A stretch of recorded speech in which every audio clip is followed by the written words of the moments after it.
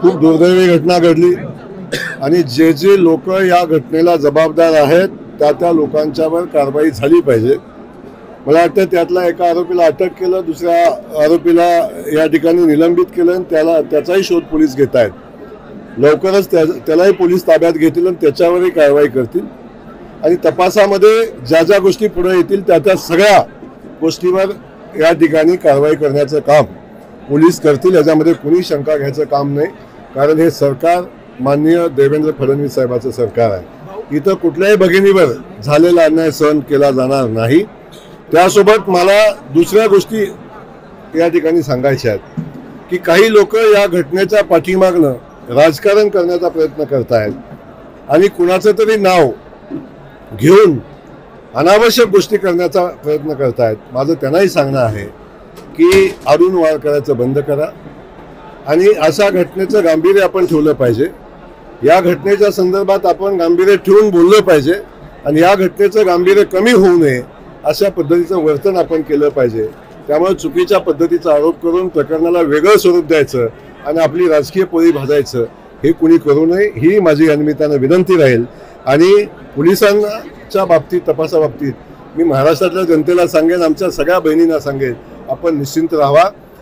कुठंही हा आरोपी बसला तरी त्याला आणलं जाईल आणि त्याच्यावर योग्य ती कारवाई केली जाईल आणि हा खटला माननीय देवेंद्रजी निर्णय घेतील तो फास्ट ट्रॅक कोर्टामध्ये पण चालवला जाईल। लोटस कमळ थांबले का सध्या? अरे भाई, आगे आगे देखो होता है क्या। खूपच लवकर तुम्ही म्हणताय हे थांबलं का, ते झालं का, काळजी करू नका। ऑपरेशन कमळ थांबणार नाही आणि लवकरच तुम्हाला भारतीय जनता पक्षामध्ये अनेक दिग्गज लोकांचा प्रवेश झालेला सोहळा पाहता येईल। त्याचे माजी आमदार राजन पाटील साहेब असतील, माढ्याचे माजी आमदार बबनदादा शिंदे असतील, रणजित भैया शिंदे असतील, त्यासोबत माजी आमदार यशवंतराव मानेजी असतील।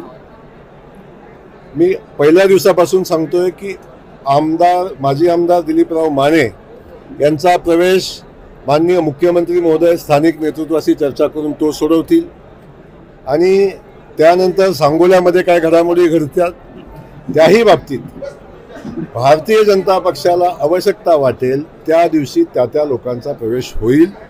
आपण बिनधास्त राहावा, कुठल्याही पद्धतीनं ऑपरेशन लोटस थांबणार नाही आणि या संबंधित सगळ्या लोकांचा प्रवेश भारतीय जनता पक्षामध्ये योग्य वेळी होईल। सगळी तिकीट आम्हाला घ्या पण आम्हाला सोबत तरी घ्या, असाही प्रस्ताव माझ्याकडे आलेला आहे। त्यामुळे अशा प्रस्तावांना किती महत्त्व द्यायचं मीडियानं ठरवलं पाहिजे, आपण सगळ्यांनी ठरवलं पाहिजे। पण मी कार्यकर्त्यांनी आंदोलन केले, या कार्यकर्त्यांवर काही शिस्तभंगाची कारवाई किंवा काही कारवाई होणार आहे का? मी आपल्याला सांगितलं की भारतीय जनता पक्ष लोकशाही मानणारा पक्ष आहे। या पक्षामध्ये प्रत्येकाला मतं मांडायचा अधिकार आहे। लोकांना, काही लोकांना पैसे पोचले, काही लोकांना पोचले नाहीत, पण या बाबतीत मी सांगेन की शासनानं पैसे पाठवून 5 दिवस झाले तरी शेतकऱ्याच्या खात्यावर का पैसे पोचले नाहीत त्याची तातडीनं चौकशी केली जाईल आणि जे ह्याच्यात अडचण असेल, ज्यांच्यामुळे हे पैसे पोचले नाहीत त्या प्रत्येकावर कारवाई होईल। टेक्निकल गोष्टी असतील तर त्या गोष्टी आपण समजून घेतल्याही पाहिजेत, आपणही समजून घेतल्या पाहिजेत। काही टेक्निकल गोष्टी असतील पण जाणीवपूर्वक जर ही मदत पोचण्यामध्ये जर कुणाकडून जर हलगर्जी झाली असेल तर निश्चितपणे त्याची चौकशी केली जाईल आणि त्यांच्यावर कारवाई केली जाईल।